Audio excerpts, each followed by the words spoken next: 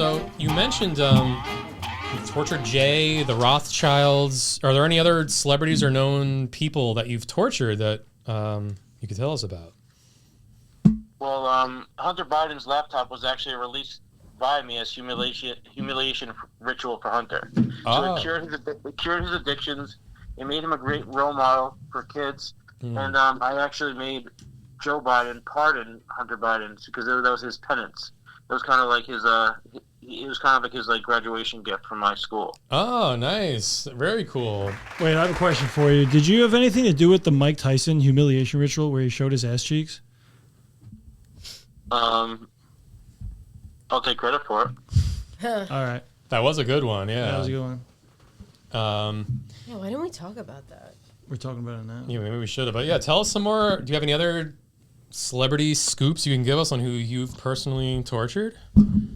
I made George Lopez look ridiculous, and he's still in the media now.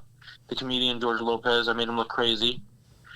I also worked with George Floyd. I have something about the guy's George. He was in training, but it went too far and he died. So the officer in that case, Chauvin, was actually one of our dominatrix who was personally training George.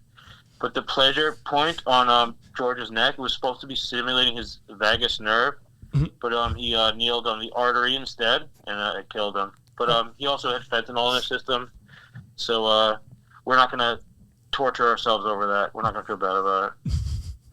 No. I mean, yeah, it sounds like you guys were doing a good thing for George, and it kind of just went too far. Yeah, Officer Chauvin or Dominatrix Chauvin, I don't know what the proper way to call him, but... Well, it's a shame because George was a great prospect. He wanted to be part of this, and he was very well hung as well, so he could have doled out his own punishments with that tool that he had. But now it's kind of... now he's all bones. Yeah. So yeah, I mean, hopefully in death, maybe he could still serve you guys.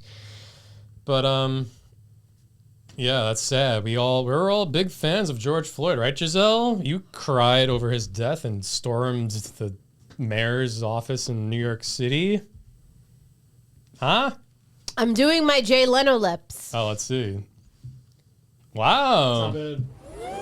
You also look like the Not to get political, but that's a serious topic. I think everybody was probably sad about George Floyd dying, besides his family, who made money off of his dying. So I think everybody else was really beat up about it. Yeah, that's true. He did do some good. I think you're right.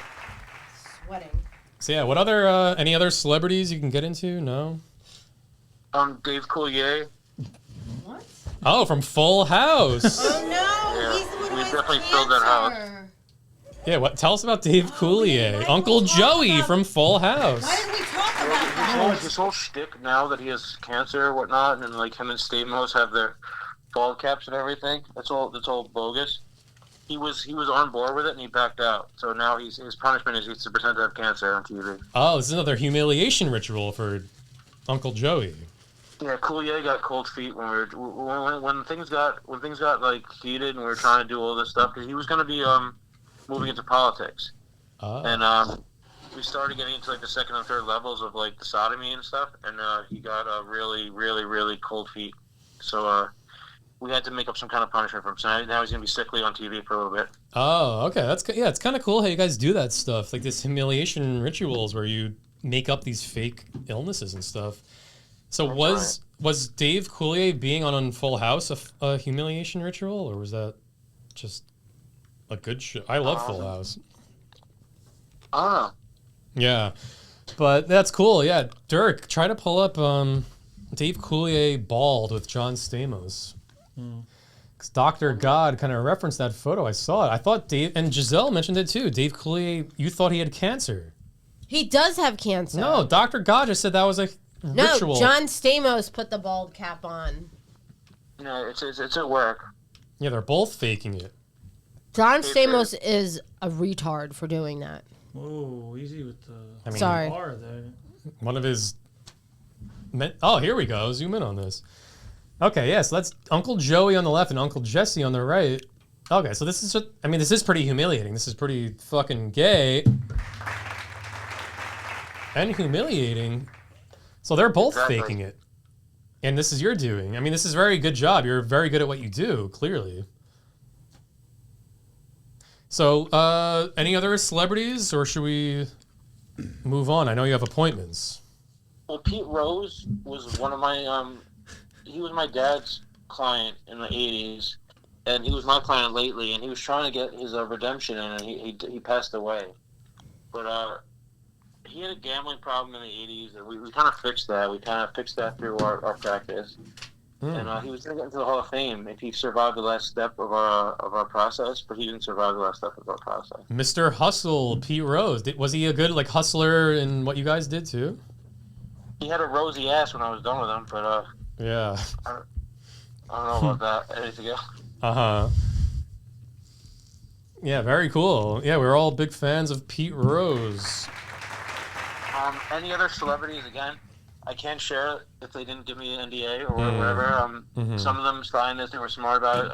I'm only telling you about these couple of guys who it was usually through a party. You meet at a celebrity party, and they agree to this without signing a disclosure. So I'm only able to tell you about a couple of them. There's so many out there. They could be your neighbors. They could be your. They could be the person on your news channel. They could be anybody. So I'm just not able to share that because I don't want to mess up what I'm doing because I'm part of a bigger picture. Yeah, it makes sense if people can't sign NDAs. Is there anything you've done you could talk about that doesn't involve people or NDAs, or no? Like how I train people and stuff? Yeah, well, I know you mentioned people. Do you do any work that isn't on people, that's on things, or I don't know. I don't know how your line of business works. Well, it's mostly just people trying to desire power. So it's a process we have to work through. So if you're interested in that, we can set you up. We can get your desires, your interests, and we work you through a personalized program to get you to manifest these things that you want. But it's a specific thing. So I could tell you how I train people. I could tell you how I could train the audience. One is the way that you look.